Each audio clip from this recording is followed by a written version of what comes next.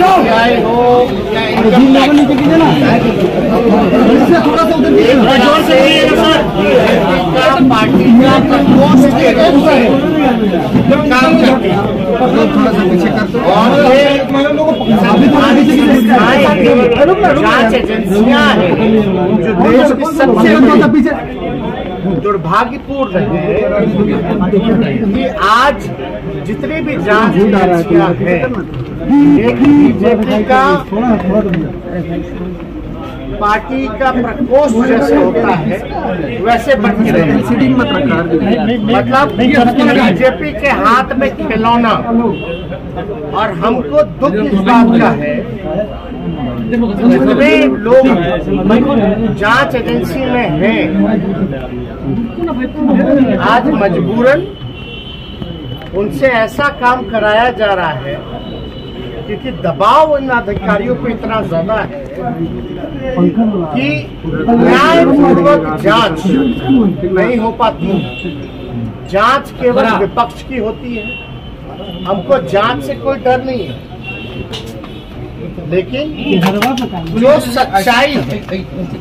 जो सच्चाई है हम याद दिलाना चाहेंगे उन जांच एजेंसियों को कि विजय माल्या कहाँ है भैया,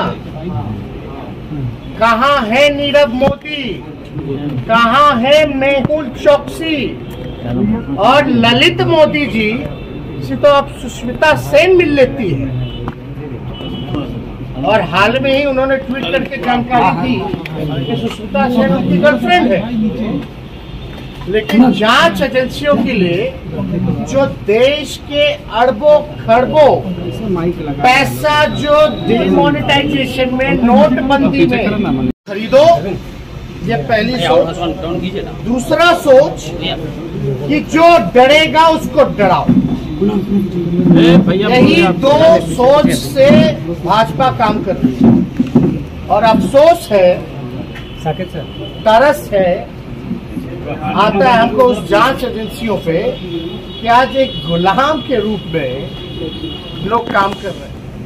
और मैं दावे के साथ कह सकता हूं कि जो जांच अधिकारी इन सारी चीजों में लिप्त हैं, जो विपक्षी नेताओं के यहाँ झूठा मुकदमा करके फंसाने का काम करते हैं, उनका प्रमोशन तुरंत हो जाता है। आप रिकॉर्ड चेक कर लीजिए, जो आरोप कहीं भी रहा हो उसका प्रमोशन तात्कालिक हुआ है, उसको इनाम मिला है। चिंता इस बात की करनी चाहिए कि जो लोग कहते थे कि नोटबंदी के बाद भ्रष्टाचार मिटेगा, आतंकवादी घटनाएं घटेंगी, आज उनके शासन में भ्रष्टाचार बढ़ा है, देश के संपत्तियों को बेचा जा रहा है और आतंकवादी घटनाएं बिहार जैसी धरती पर जो है लोग पकड़ा, जांच में नाम में शामिल, जांचों में आ रहा। तो ये कहीं ना कहीं से जो लोग दावा करते थे, आप बताओ 25-25 करोड़ 50-50 करोड़ रुपए नगद बरामद हो रहा है, तो आप कल्पना कीजिए कि इनका झूठा वादा था कि नहीं था डिमोनेटाइजेशन का, नोटबंदी का। ये बीजेपी के लोग देश को नहीं चला रहे, ये देश को आगे नहीं बढ़ा रहे, ये आरएसएस के एजेंडे पर मनुस्मृति को लागू करना चाहते हैं, जो कि और देश में जो जहर जो बोया जा रहा है, यानी असल मुद्दे पे चर्चा ना हो, आज बेरोजगारी पे बात ना हो, आज महंगाई पे बात ना हो, किसान पे बात ना हो, नौजवान पे बात ना हो, शिक्षा स्वास्थ्य पे बात ना हो। आप जैसे जो पत्रकार हैं, नौजवान हैं, पढ़े लिखे हैं, आज दिन रात मेहनत करके यहाँ हैं, कितना कमा लेते हैं? 15,000। कितना खर्च होता है? कितना खर्चा? कुछ नहीं बचता आप लोगों के पास। जब आप लोग जो मिडिल क्लास फैमिली है या लोअर मिडिल क्लास फैमिली है, उसकी स्थिति ये हालत है महंगाई में, तो जो जमीनी स्तर पे जो गरीब गुरबा है, आप कल्पना कीजिए कि उसकी क्या स्थिति होगी, उसका घर कैसे चलता होगा। तो घर में बीमार पड़ जाए तो इलाज। तो इसलिए 7 तारीख को हम लोगों का पूर्व में ही निर्धारित कार्यक्रम रहा है महागठबंधन का। बेरोजगारी, महंगाई, सुखाड़, बाढ़, भ्रष्टाचार, इन सभी जो रियल मुद्दे हैं, असल मुद्दे हैं, इसको लेकर के हम लोग मजबूती के साथ जो जन सरोकार के जो मुद्दे हैं इसको लेकर के हम लोग उठाएंगे। और ये अति हो चुका है ना, देश में जो माहौल बनाया जा रहा है ये अति है। और हम लोग उम्मीद भी क्या कर सकते हैं इन लोगों से, तो यही उम्मीद की जा सकती। अब कोई मतलब कि ठीक है पॉलिटिकल वेंडेटा तो है ही है, लेकिन जब अटल जी अडवाणी जी होते तो एक शिष्टाचार भी होता था। भले विपक्ष होता था, उस समय भी सत्ता होती थी, लेकिन इस तरह से किसी को अपना दुश्मन बना करके टारगेट नहीं किया जाता। आज या तो आप गुलाम बनिए या तो आप लड़ करके मरिए। कुछ लोग डरने वाले डरते हैं, बिकने वाले लोग बिकते हैं, लेकिन राष्ट्रीय जनता दल का हर एक सिपाही इनके डराने से और इनके खरीदने से बिकने वाला नहीं है, डरने वाला नहीं है।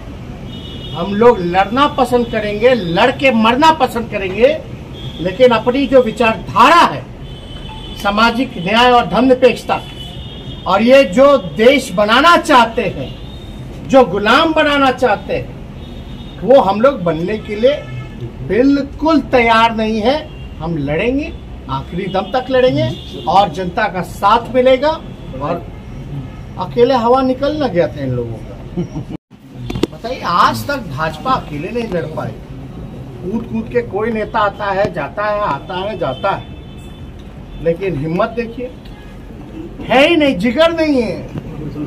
फलना तक ये हमारे नेता रहेंगे, चिल्ला तक ये हमारे नेता रहेंगे। अरे लड़ो ना अकेले, हाँ क्या मजबूरी है, लड़ो।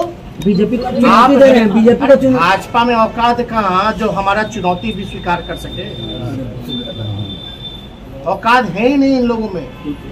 अरे इनके प्रदेश अध्यक्ष तो हमारे पार्टी में सब लोग था, इस लोग क्या, लेकिन इसी भाजपा के जो राष्ट्रीय लोन लेकर के जो भागे, यानी बैंक जिससे नुकसान में आ गई, घाटे में आ गई, कई बैंकें बंद हो गई, आज उसको कोई नहीं ढूंढ रहा। ढूंढा किसको जाता है?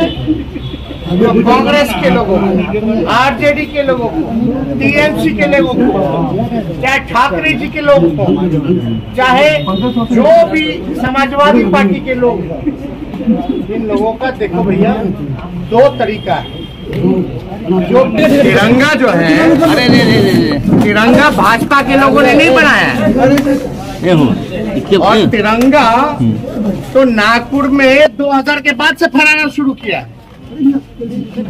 एक बात समझिए, हर घर तिरंगा, हर मन में, हर दिल में, हर हाथ में तिरंगा, ये तो हम लोगों का है ही, लेकिन तिरंगा का असली परिभाषा भाजपा के लोगों समझो।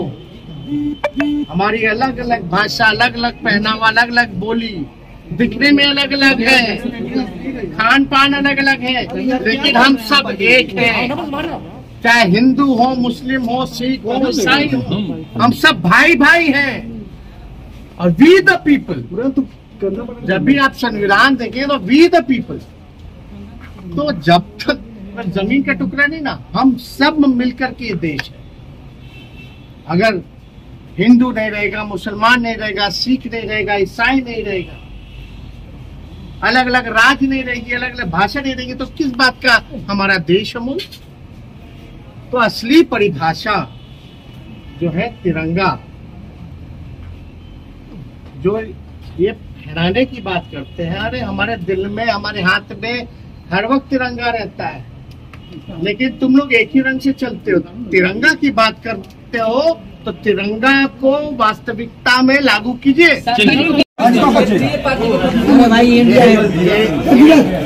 ये जो भाषा है और जो सोच है खत्म कर दिया जाएगा। एक खत्म करने वाला जो शब्द है ये कौन लोग इस्तेमाल कर रहे हैं? ये उनका सोच बता रहा है। लोकतंत्र में विपक्ष का होना महत्वपूर्ण है, और जब विपक्षी नहीं रहेगा तो लोकतंत्र खत्म हो जाएगा। यानी उनका टारगेट जो हम बताएं, आरएसएस का जो एजेंडा है, विपक्ष को खत्म करना नहीं बल्कि डेमोक्रेसी, लोकतंत्र को खत्म करना। इसलिए भाजपा के लोगों से बिहार के लोग सचेत रहे। हमारे बिहार को चुनौती है। ये भाजपा के लोग बिहार के धरती पे लोकतंत्र की जननी में आकर के लोकतंत्र को चुनौती दे रहे हैं। ये हम लोग स्वीकार नहीं करते। रिपब्लिकन न्यूज से जुड़ने के लिए सब्सक्राइब बटन दबाकर चैनल को सब्सक्राइब करें। नोटिफिकेशन प्राप्त करने के लिए यहाँ बेल को दबाएं। वीडियो अच्छा लगे तो लाइक करें और दोस्तों के साथ शेयर करना ना भूलें।